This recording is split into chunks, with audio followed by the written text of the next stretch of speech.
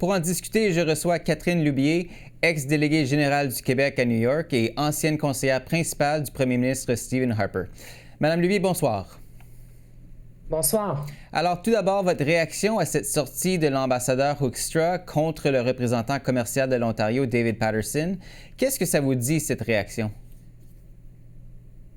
Ben, je pense que c'est clair que ça a hérité le président américain, cette histoire de publicité qui prenait une partie de la vidéo de Ronald Reagan à l'époque sur une affaire de tarifs avec le Japon, finalement qui met en question est-ce que Ronald Reagan est libre-échangiste ou non.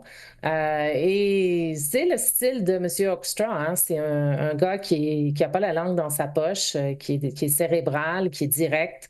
On le sait, là, on le connaît un peu depuis qu'il est là. Et c'est évident que c'est un irritant, là, pour terminer avec ça, la sortie de cette publicité-là. Et ce que ça fait, c'est que ça diminue le pouvoir de négociation du premier ministre du Canada, M. Carney, avec les États-Unis. Et on sait que ces accords cette négociation est sur pause maintenant. Donc, c'est toute la fédération, je pense, qui en souffre. Plusieurs observateurs estiment que l'approche du gouvernement Carney ne fonctionne plus. Il a misé sur la conciliation avec Washington dans l'espoir de pouvoir conclure un accord ou une série d'accords même plus ou moins rapidement et de tourner la page. Mais à ce stade-ci, est-ce qu'un changement de stratégie s'impose? Ouais, un changement de stratégie. Je veux dire, M. Carney nous a dit, hein, les Canadiens, qu'il était le fin négociateur qui pouvait obtenir une entente avec M. Carney au bénéfice des Canadiens. C'est tout sauf cela qui s'est passé depuis son arrivée comme premier ministre. On a vu une série de tarifs être imposés sur le Canada, encore et encore et encore, quelques compromis du Canada ici et là, notamment la taxe sur les services digitaux et aucune finalement résolution. Donc, on commence à se demander d'abord qu'est-ce qui négocie, hein, parce que c'est très secret avec Donald Trump, qu'est-ce qui a mis ou pas sur la table? Où veut-on sauver les meubles au niveau politique et qu'on n'arrive pas finalement à percer puis à avoir une discussion sérieuse avec le président? Écoutez, le fait que M. Carney est en Asie-Pacifique pour passer des accords commerciaux, ça a du mérite. Mais on sait que c'est sur des officiels présentement qui négocient avec M. Trump. On n'a pas l'impression d'être au bout du tunnel, près d'une entente. Là, c'est pas ça du tout. Moi, ce que j'entendais même avant cette histoire de publicité, c'est que c'est assez froid les relations entre Washington et Ottawa et que on n'était pas sur le point de signer des ententes au bénéfice des deux pays et pas du tout. Pendant ce temps-là, l'industrie au Canada est affligée. Les effets négatifs des tarifs se font bien sentir, les pertes d'emplois aussi. L'unité canadienne est un peu en lambeaux ces jours-ci et il y a des signes de récession pour le Canada. Donc, c'est vraiment un moment très difficile pour le pays.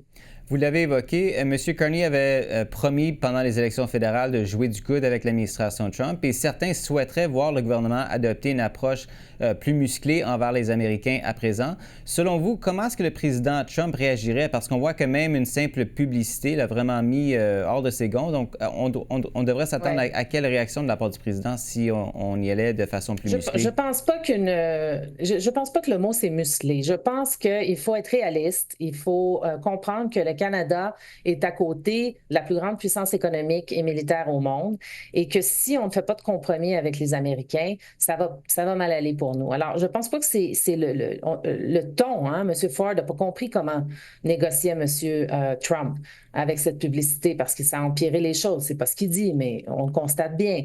Donc, je ne dirais pas musclé, mais je dirais sérieuse, avec vraiment quelque chose à apporter à la table, soit des compromis ou soit le désir de bâtir ensemble une entente économique et de sécurité, comme il nous l'avait dit d'ailleurs, qui apportera des bénéfices au Canada, que ce soit de défendre l'Arctique ensemble ou de bâtir une nouvelle industrie de la défense, des minéraux critiques, une collaboration à ce niveau-là, au niveau aussi des énergies non renouvelables et renouvelables au Canada. Mais on n'a pas l'impression en ce moment que on est en train de former cette union économique ou de l'amener plus loin parce qu'elle existe depuis 150 ans entre le Canada et les États-Unis. Hein, on commerce depuis tout ce temps-là. Donc, musclé, non, mais une vraie négociation au niveau des leaders qui peut donner des résultats, oui.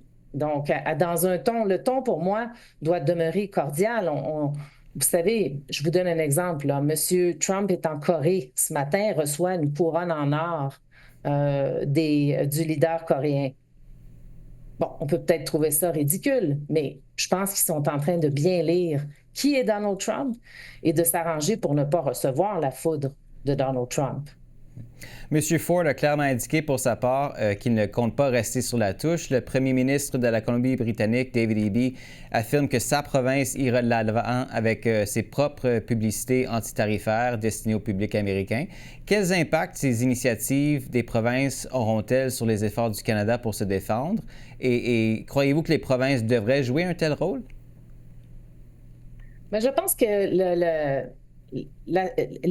vous savez, le Canada, c'est un pays qui est assez difficile à tenir ensemble, hein. Il faut un premier ministre qui soit capable d'imposer un leadership pour conserver l'unité canadienne.